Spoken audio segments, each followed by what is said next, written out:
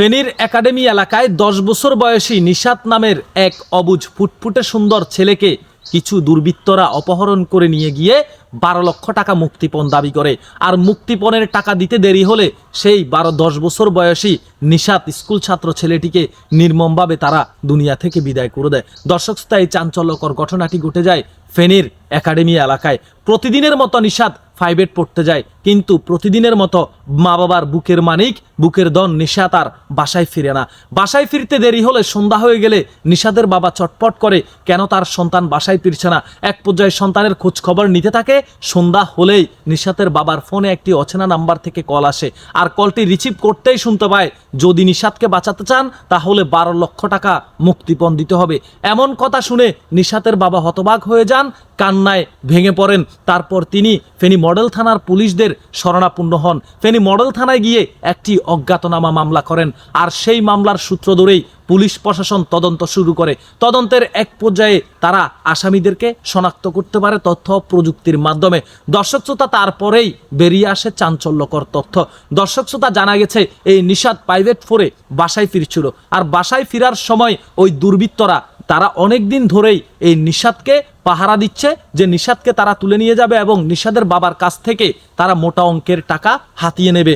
দর্শক শ্রোতা, তারপর সেদিন বিকেলবেলা তারা নিশাত 5 পড়ে যাওয়ার সময় মানুষজন দেখতে না পেয়ে নিশাতকে সেখান থেকে নিয়ে যায়, এবং নিয়ে যাওয়ার পরবর্তীতে নিশাতের বাবার মোবাইল নাম্বারে একটি কল করেন, আর কল করে তার কাছ থেকে 12 লক্ষ টাকা মুক্তিপণ চান, এবং কি নিশাতের বাবা সেই বিষয়টি থানায় গিয়ে অবগত করেন। তারা দুর্বৃত্তরা এই ঘটনাটি জানতে পারে।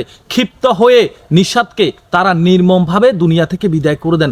দুনিয়া থেকে বিদায় করে দিয়ে তারা শান্ত হননি। তারা একটা রেল লাইনের পাশের একটি ডোবাই নিয়ে যান, আর সেই ডোবাই নিয়ে নিশাদের স্কুল ব্যাগের মধ্যে থাকা বইগুলো ফেলে দেন, এবং নিশাদের স্কুল ব্যাগের মধ্যে তারা অনেকগুলা পাথর ঢুকিয়ে দিয়ে অনেক ভারী করে ফেলেন। দর্শক শ্রোতা, তারপর নিশাতকে সেই ডোবায় ফেলে দেন। ডোবায় ফেলে দেওয়ার পরবর্তীতে সেই পাথরের ভারে নিশাতের নেথর দেহটি, এই 10 বছর বয়সী অবুঝ শিশুর নিথর দেহটি পানিতে ডুবে যায়। ডুবে যাওয়ার পরবর্তীতে তারা ঘটনাস্থল ত্যাগ করেন। এদিকে পুলিশ প্রশাসন তথ্য প্রযুক্তির মাধ্যমে কিন্তু আসামিদেরকে শনাক্ত করে ফেলেন। সর্বপ্রথম একজন আসামিকে গ্রেপ্তার করে তাকে জিজ্ঞাসাবাদ করলে এক প্রকার তার কাছ থেকে এই চাঞ্চল্যকর তথ্যটি বেরিয়ে আসে। তারা সেই আসামিকে নিয়ে রেল লাইনের পাশের সেই ডোবায় যায়। ডোবায় যাওয়ার পরেই তারা সেই পুকুর থেকে এই নিশাতের নিথর দেহটি উঠায়। নিশাতের নিথর দেহটি উঠানোর পরবর্তীতে দেখতে পাচ্ছে তার দেহটি প্রায় ক্ষতবিক্ষত হয়ে গেছে। নিশাতের মা বাবাকে খবর দেন। নিশাতের মা বাবা ঘটনাস্থলে এসেই দেখতে পান তাদের আদরের সন্তান, তাদের বুকের মানিক আর নেই। তাদের বুকের মানিক 10 বছর বয়সী ফুটফুটে সুন্দর নিশাত আর দুনিয়াতে নেই। তার নিথর দেহটি ফানিয়ে খেয়ে ফেলেছে। দর্শক শ্রোতা, এই মানুষরূপী হায়নাদের কারণে মা বাবা তাদের আদরের সন্তান হারিয়েছে। অকালে একটি ফুল ঝরে গেল। আমি যখন জানতে পেরেছি এটা আমার ফেনী জেলায় ঘটেছে, তখন আমি অবাক হয়েছি যে আমার ফেনী জেলায়ও মানুষরূপী হায়না বসবাস করে।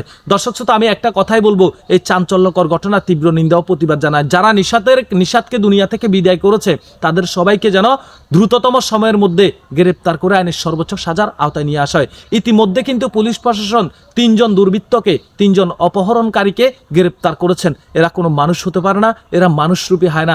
দর্শক শ্রোতা, এরকম মানুষরূপী হায়না কিন্তু প্রত্যেকটা এলাকায়, প্রত্যেকটা গ্রামগঞ্জে, প্রত্যেকটা অঞ্চলেই রয়েছে, যারা মানুষের আবেগ এবং ইমোশন নিয়ে খেলে। মা বাবার আদরের সন্তানদেরকে তারা অপহরণ করে নিয়ে যায় শুধুমাত্র কিছু অর্থের লোভে। আর এদিকে অনেক মা বাবা তাদের আদরের সন্তান হারায়, অনেক মা বাবার তাদের মুখের মানিক হারায়। এই নিশাতের বাবার আহাজারি দেখে সেখানে কেউ দাঁড়িয়ে থাকতে পারেনি। সবার চোখ দিয়ে অশ্রু ঝরেছে। পুরা ফেনী এলাকায় একটি আলোচনা এবং সমালোচনার জ্বর উঠেছে। পুরো একাডেমি এলাকা, আকাশ বাতাস কিন্তু শোকের মাতাম বইছে। দর্শক শ্রোতা, এই নিশাতের মা বাবা একটা কথাই বলছে অশ্রুজড়িত চোখে, যারা আমার আদরের সন্তান, যারা আমার বুকের মানিককে আমার বুক থেকে কেড়ে নিয়েছে, আমরা তাদের দৃষ্টান্তমূলক শাস্তি দাবি করছি। আমরা সবাই মিলে একটাই দাবি আমাদের, যে নিশাতকে যারা দুনিয়া থেকে বিদায় করেছে এদেরকে যেন দ্রুততম সময়ের মধ্যে আইনের সর্বোচ্চ সাজার আওতায় নিয়ে আসা হয়। ভালো থাকবেন, সুস্থ থাকবেন, আল্লাহ হাফেজ। এবং কি আপনাদের ব্যক্তিগত মতামত কমেন্ট বক্সে জানাবেন।